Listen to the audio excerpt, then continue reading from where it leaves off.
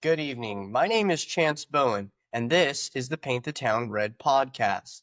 We have some interesting developments. One, Ukraine restores anti corruption agency independence. Ukraine's parliament passed a law to reinstate the independence of two major anti corruption agencies, reversing controversial legislation that sparked the country's largest protest since Russia's full-scale invasion in 2022.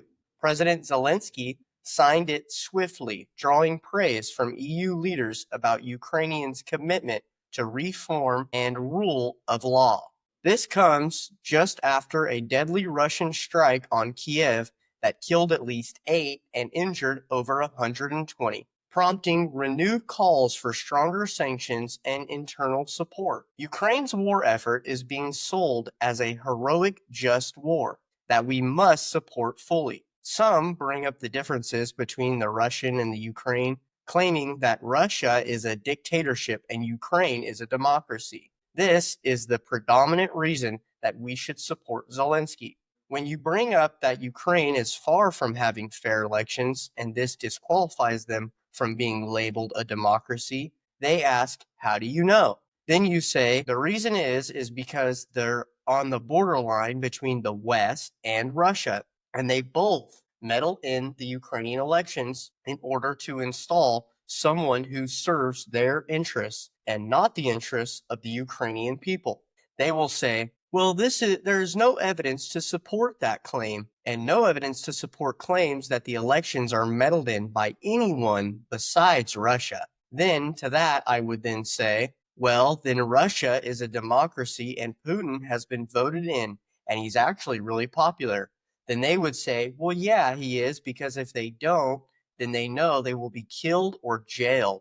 Then I would say, there is no evidence to support those claims. This common conversation will lead you to see that where we get our information is corrupted. Of course, we all know that the media is controlled by the same companies that own our military industrial complex, and they have vested interests in expanding NATO and pressuring Russia because they don't have investments in Russia because war is how they make money. The typical response to this is, you think there is a mass conspiracy to lie to the American people in order to profit from war, and everyone is just too stupid to see it? To this, I would say yes, 100%. It's even worse than that.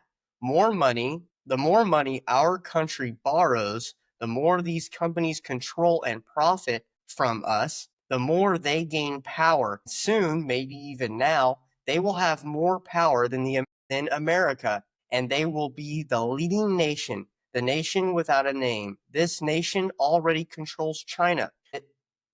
Do you ever wonder why the information wall between China and Russia is so impenetrable? Some would say that China is keeping us out of their online platforms so that they can control their people. So then why are we blocked from seeing anything that China does or their side of the story at all? Why then do you see Ukraine and Russia, when you see YouTube videos or videos of the conflict and the war, you're always seeing it from the Ukrainian side? Or when Israel and Iran were at war, you only saw Tel Aviv being bombed. You never got to see the Iranian news cycle and what they were saying about the war. And then you're hearing secondhand narratives about what the Iranians believe. This is not a conspiracy, this is a fact. And if you don't know this, you are blind. If you believe that Fox News and CNN are telling you the truth, you need to be evaluated for sheep DNA. This is not what America is about. America is supposed to be about freedom. America is now an oligarchy, and the same people arguing for a free capitalistic system will ignore the information monopoly that the wealthy class has on the American people. It can be hard to talk about politics to your friends and family, but this is how you can work to change our naive behavior that has allowed us to be conquered so easily. We want this. We must be strong like our great grandparents were, ready to do anything to make a better life for our kids. We are not going to make this happen with a degradation that the wealthy class exploits us for. Start with looking into who owns the products you buy and the media you digest. This alone will allow you to open your eyes and the eyes of your fellow Americans. Moving on. Surging tech earnings and U.S. trade tensions drive markets. Markets soared as Microsoft and Meta reportedly blow out results, with Microsoft's cloud growing, pushing its valuation towards $4 trillion, and Meta rallying on strong advertising revenue. U.S. stock futures rose over 1% as inflationary friendly economic data promoted speculation on Federal Reserve policy. Meanwhile, the Trump administration extended steep tariffs on Mexico and finalized a 15% tariff deal with South Korea, sparking political backlash and market reactions. Now, this is something we can all be excited about. Trump is doing what Trump does best, and that's the art of the deal.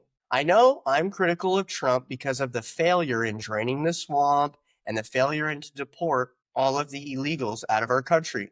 But on this front, he is doing better than I think anyone could have imagined. I must call it for what it is, and this is a major success. So my hat's off to Trump in these trade wars. This is the war that the American people want.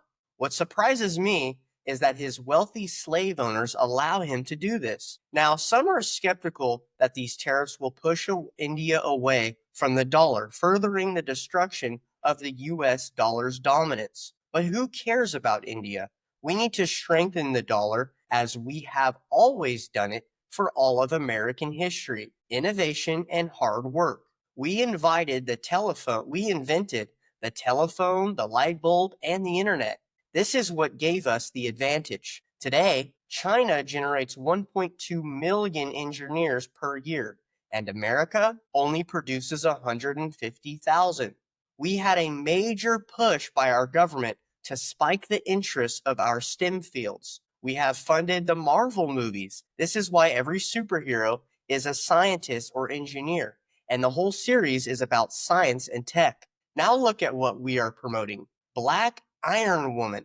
I guess the black woman engineers will have to take on the Chinese now. This gets into the stem of our country's major issue.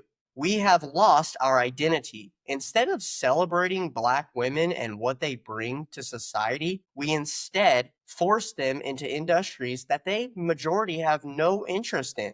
And in the meantime, waste the influence that we could have on our youth. Why would they degrade the interests of women and abandon the people who are actually into STEM like men? Well, let's take a look at who's funding these decisions and operations. Oh yes, the same people who started the communist revolution, killed millions of Christians, claim they want to change Western civilization upside down. And here's the biggest part. They fund both sides of wars throughout all of history. And they are now heavily investing in China, setting up a giant war between the West and the Chinese. And when it's all over, they will arise as the new biggest superpower in the world. And this will be overwhelming. They will be a one world government where you will not be allowed to have group identity because they will claim, like they do today about racism or nationalism, that it is bad and that it is the cause of everything that is wrong with society. If you think I sound crazy and this is all a big conspiracy, well, I have a lot of history to back it up. Today's events and even the Bible to support the pattern that I'm recognizing and that many of us are recognizing. Now I'll move on before I get too wrapped up in that into that topic. Trans-Pacific tsunami alert largely avoided tragedy and an 8.8 magnitude earthquake near Russia's Kamchatka Peninsula triggered a global tsunami alert thanks to rapid warnings from the Pacific Tsunami Warning Center, or known as PTWC. Over 3 million people were evacuated across the Pacific. The tsunami reached up to 4 miles into Russia. Wow. Caused major impacts in Hawaii, Japan, and the U.S. West Coast. No casualties have been reported, showcasing the effectiveness of the global preparedness protocols. But experts warn that future funding cuts to warning systems could put millions at risk. Do you ever notice how we had a successful response, but the wealthy class and their lobbyists was more on the side of making sure that this tragedy didn't go without an opportunity of making money? It has to get in, they have to give their opinion.